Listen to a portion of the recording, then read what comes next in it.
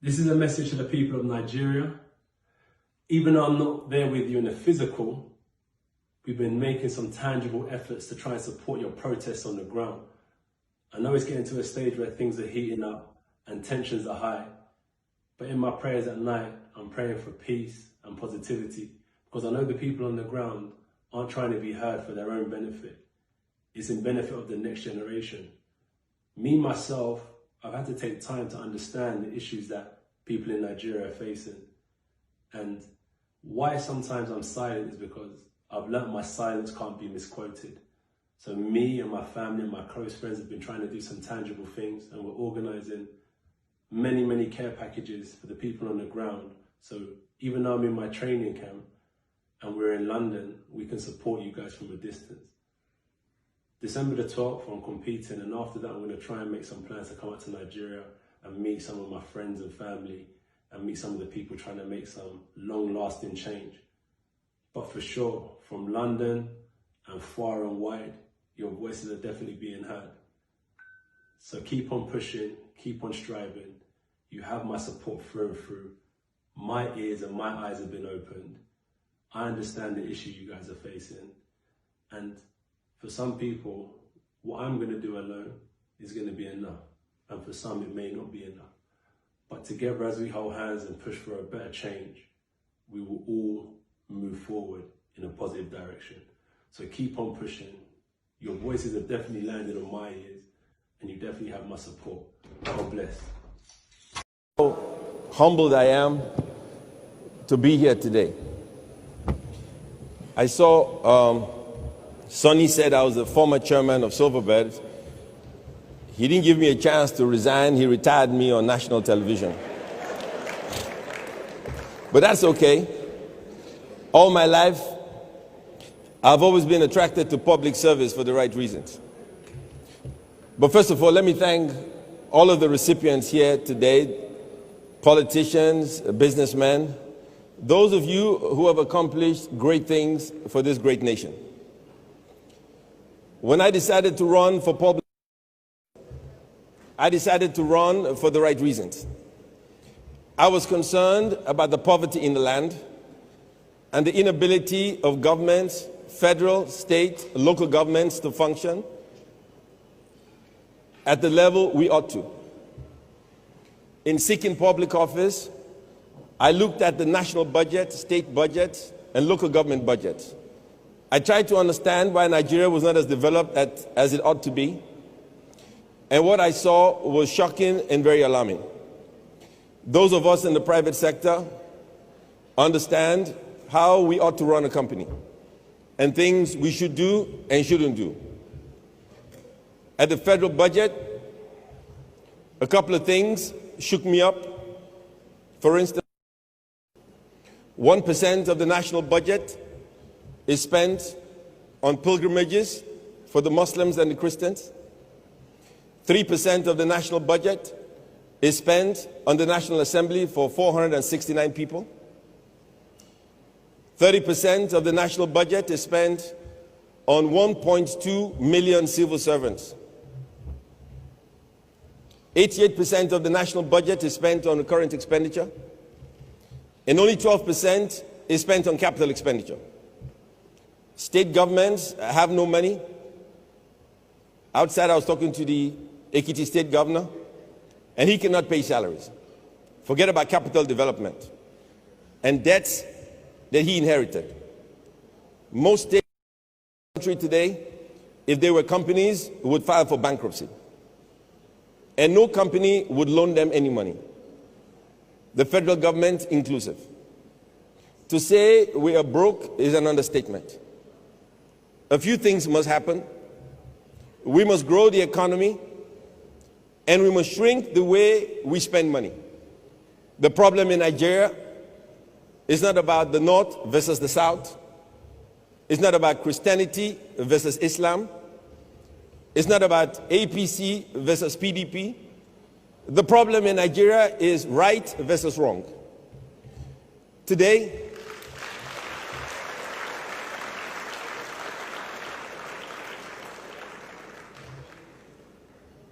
I was interviewed by Bloomberg magazine the other day, and he asked me the problems about the Northeast and the South-South. And I said to him, the issue with the Northeast is not about religion, and the issue about the South-South is not what you think it is. The issue is very simple. We have a small minority of people, the leadership of Nigeria, consuming all the resources of our nation and leaving the rest of us in abject poverty. That cannot work. We must learn to be humble. We must learn to conserve what we have. And we must learn to be kind enough for the rest of us to have enough food to eat, our children to go to school, healthcare facilities for everyone, education, jobs, infrastructural development for our people, and a population control policy. 170 million people, most of us live on $2 a day, not enough money to survive, and yet we get angry when we get robbed. We don't understand why a young kid has access to an AK-47, a grenade, a bomb, making it possible for them to get guns and kill us because we do not look after them. We pay no attention to the least of us. And our response is to live in big buildings with high wired fences, buy bulletproof cars, have more bodyguards, proportional amount of policemen protecting us and not the poor. That cannot work. We must come together and understand that we must all grow and develop together as a people. Anyone you leave behind, you create a problem for the rest of us. It is not enough for you to send your children to schools in Switzerland, buy your houses in Dubai, live a life of extreme wealth, and don't expect those you leave behind to want to take you out. The young people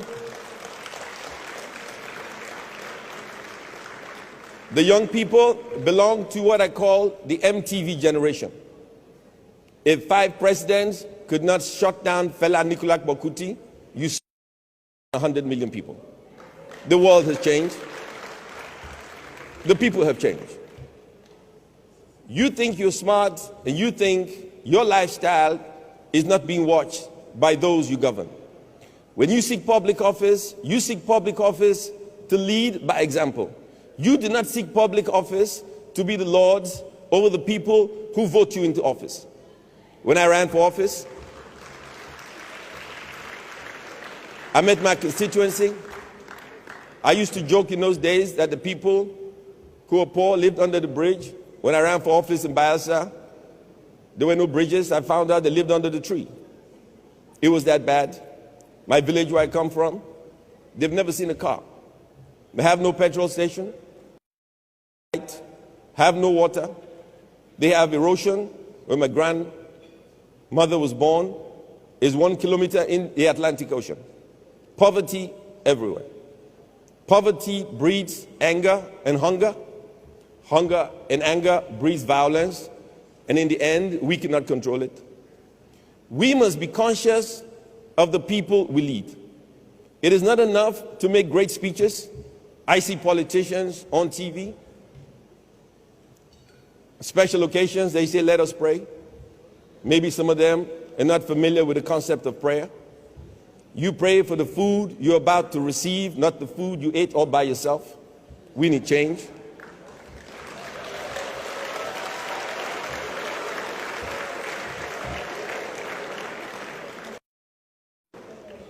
The world has changed, and we must change. It's not just talking about change, we must have the real deal. Change is real, change is here, and change is now. And for us to change, we must understand what drives our people. There is too much hunger in the land. So I'm going to make a deal as your senator. I ran for office to be the senator of all people, not just Bayelsa East, because we have a crisis on our hands. Let's make a deal.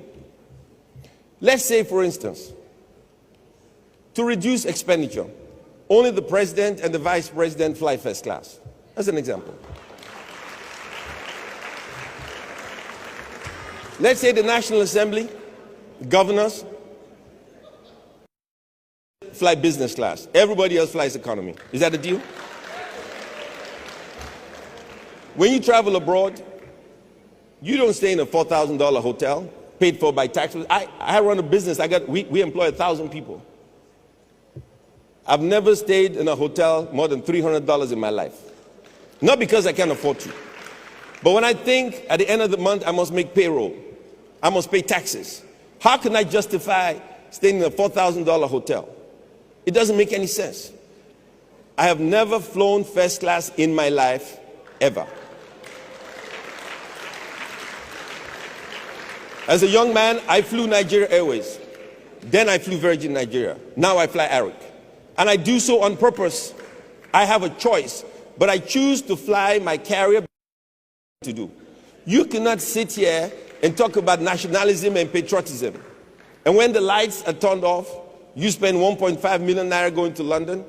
That could feed a whole family for a whole year. You drink a bottle of champagne. That could educate a child for 1 year. It makes no sense. The problem in Nigeria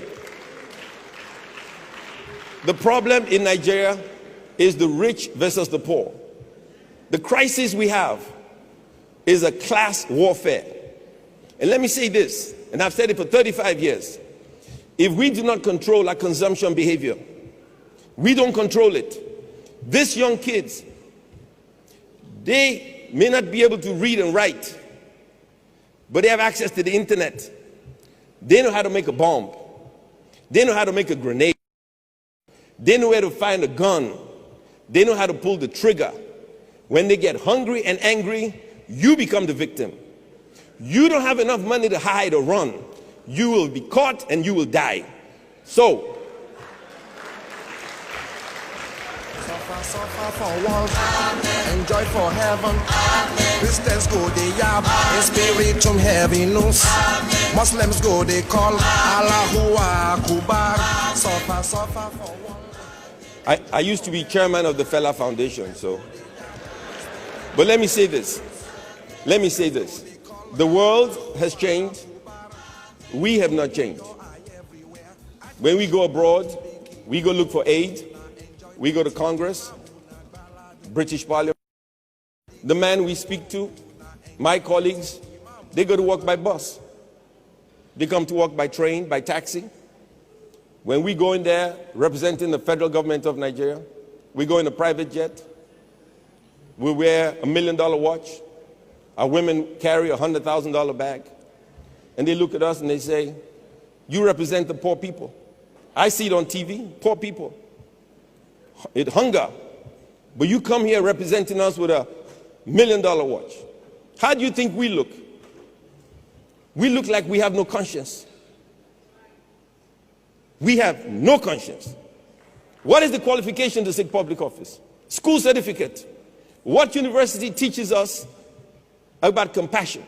We must care about the least of us. If we don't, we pay the ultimate price and destruction.